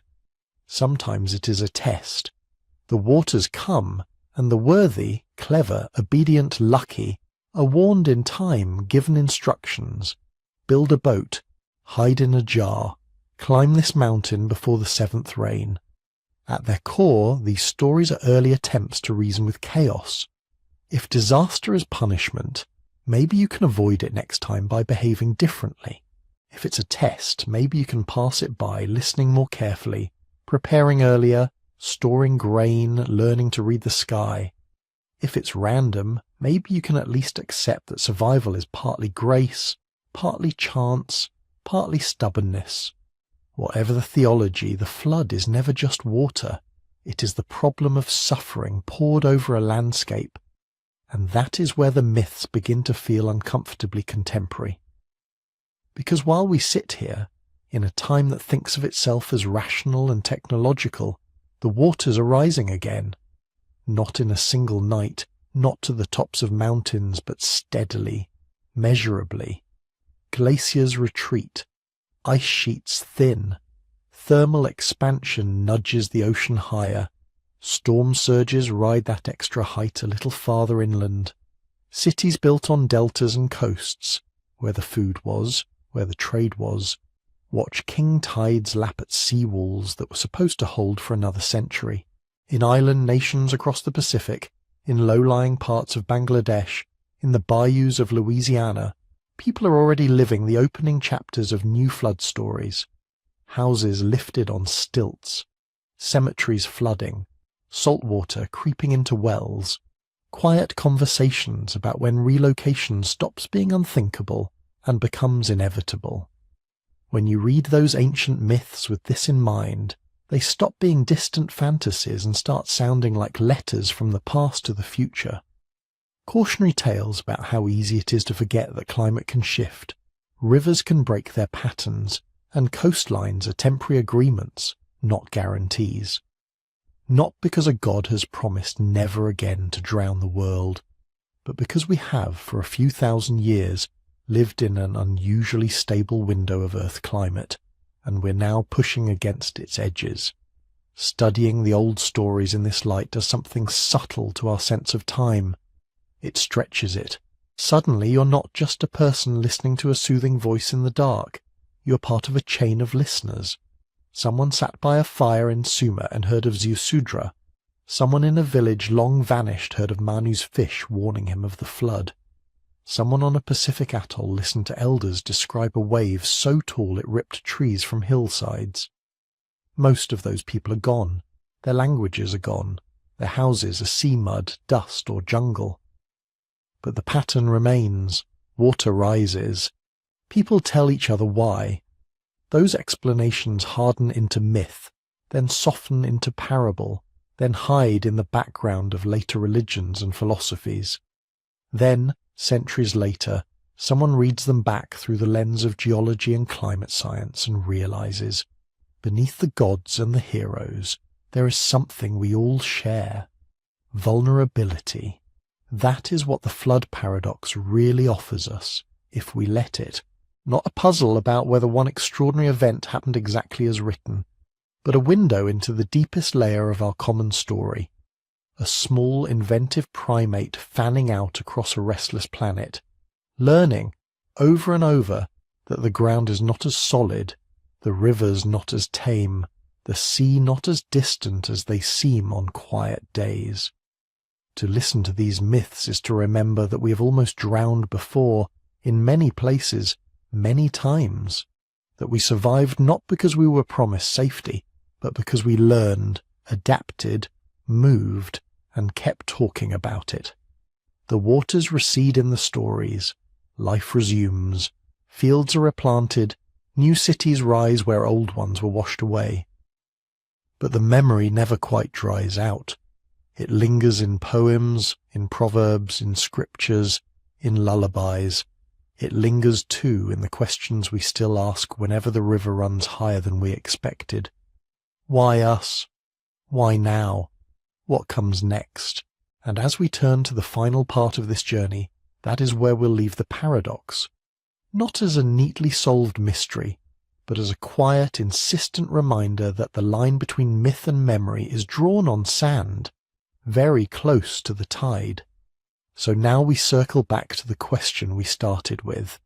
Why does almost everyone remember the flood? We've wandered a long way to try to answer that. From Sumerian clay tablets scratched with the first known deluge, to the careful redactors of Babylon and the compilers of Genesis. From Chinese chronicles of the Yellow River unchained, to Hindu epics of a fish that warns of rising waters. From Aboriginal songlines that trace drowned coastlines, to canoe stories in the Americas and canoe journeys across the Pacific. We dipped down from story into stone, into sediment layers, drowned river valleys, tsunami sands and lake cores, and then further still into the deep well of the human mind. Archetypes, collective memory, the strange way that dreams and disasters keep returning to the same symbols, even when cultures never meet. Along the way, the flood itself stopped being a single suspect in the dock. Instead, it became a pattern, a rhythm. Water rising and falling, carving itself into landscapes and languages alike. Each culture singing its own version, but the melody familiar. Danger, loss, survival, renewal, which leaves us with a different kind of wonder. Maybe the astonishing thing isn't that the world flooded here or there in this way or that. Worlds have always flooded. Rivers jump their banks, seas creep in, ice melts, storms arrive a little too strong, a little too soon. Maybe the real miracle is that we remembered, that across tens of thousands of years and every kind of boundary, continental, linguistic, religious, we kept carrying forward this quiet warning wrapped in story. The water will come. Build high. Be ready. Care for each other. Start again if you have to. And if you're listening to this now, in the dark, you're part of that chain of remembrance. One more mind floating for a moment on this long tide of human memory before drifting into sleep. If you'd like to keep travelling with us through these old mysteries, you can gently tap like and subscribe so you don't miss the next journey. If you feel like sharing, let us know in the comments where in the world you're listening from. What river, what coast, what city or quiet inland place you call home tonight. And if your curiosity is still awake, even as your body softens towards sleep, you can explore more of these prehistoric secrets in the Sleepy Time History book, waiting for you at sleepytimehistory.com. For now, let the great floods recede. Picture the waters drawing back from fields and temples and campsites, mud drying, seeds sprouting, people stepping out from their shelters, blinking in the new light, telling children what happened so they won't forget. Above them the sky clears. The river settles back into its banks as if it had never broken them. Night folds over everything like a calm sea. You're safe here for this moment on your small patch of dry ground. The stories will keep watch. Let your eyes close. Let your own thoughts ebb and flow like a tide that knows its way back out. And when sleep finally comes, may it carry you gently, like a quiet boat, over deep remembering waters.